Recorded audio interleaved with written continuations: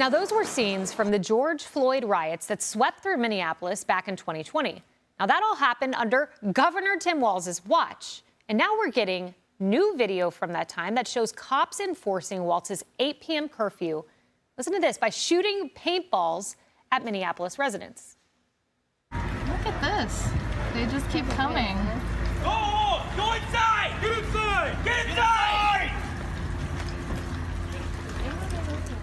Get inside! Get in your house now! Let's go! Light him up! Go inside now! Get in the house! So that happened, but Governor Tim Walz says it's Republicans who need to mind their own bleeping business. Watch. Some of us are old enough to remember when it was Republicans who were talking about freedom. In Minnesota, we respect our neighbors and their personal choices that they make. Even if we wouldn't make the same choice for ourselves, there's a golden rule. Mind your own damn business. So mind your own business. We respect our neighbors, except it was Tim Walz who had neighbors spying on neighbors with a snitch line if you violated his COVID edicts. Hello, you have reached the Department of Public Safety stay-at-home hotline. The information you leave is considered public information. At the tone, please leave the following information: your name, your callback number, how the stay-at-home order is being violated, and where the stay-at-home order was violated. Thank you. Wow.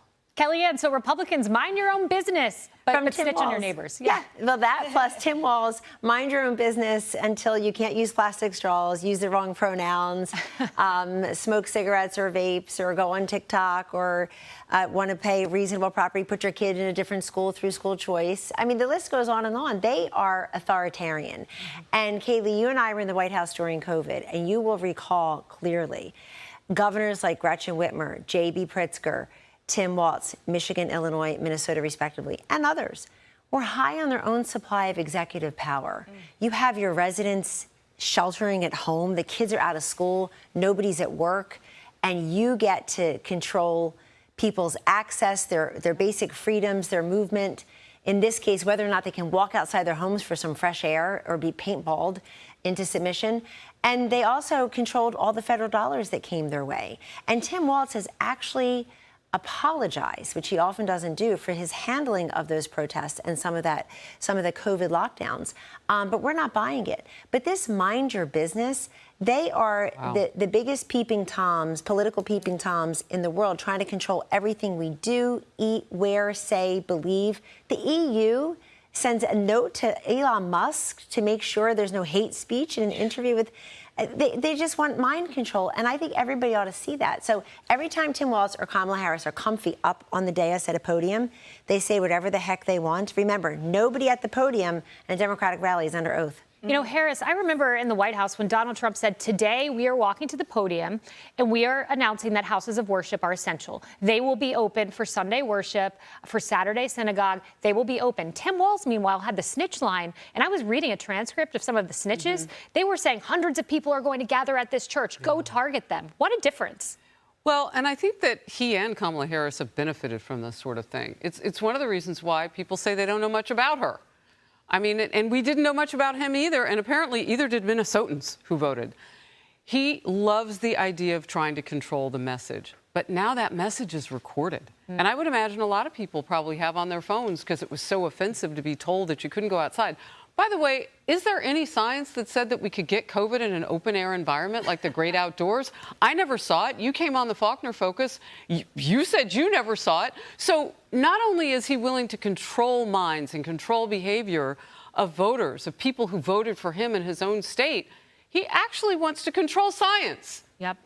Yeah, there was absolutely no evidence of that whatsoever, especially outdoors. And I remember thinking at the time the slogan should have said, stay at home unless you're going to the riots, because we're not preventing that. We're not calling it anyone. And I mean that literally. People were rioting together, not only burning buildings in Minneapolis, but also cheek to jowl when they were saying the rest of us needed to stay at home with no science to back it whatsoever. Stay-at-home orders in Minnesota, thanks to our great producers, were in place till May of 21.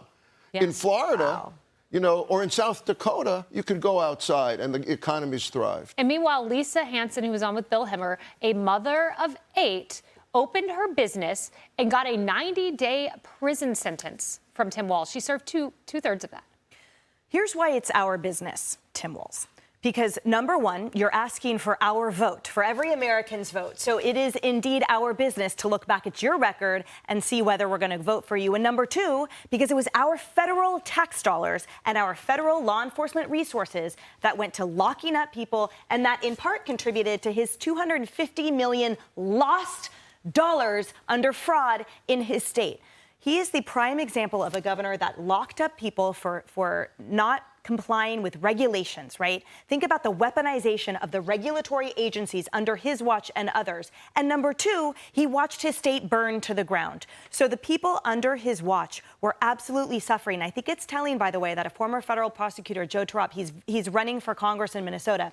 He told Fox News Digital he was the one that was prosecuting Molotov cocktail throwers, people burning down small businesses. He said, you know, all you guys on the coast, you think this guy is a gruff, folksy moderate. He said he is anything but. Listen to those who were the boots on ground in Minnesota, not Walz. You had a COVID dictator in Tim Walz, and that's who the VP nominee is, COVID dictator, guys. Hey, everyone, I'm Emily Campagno. Catch me and my co-hosts Harris Faulkner and Kayleigh McEnany on Outnumbered every weekday at 12 p.m. Eastern, or set your DVR.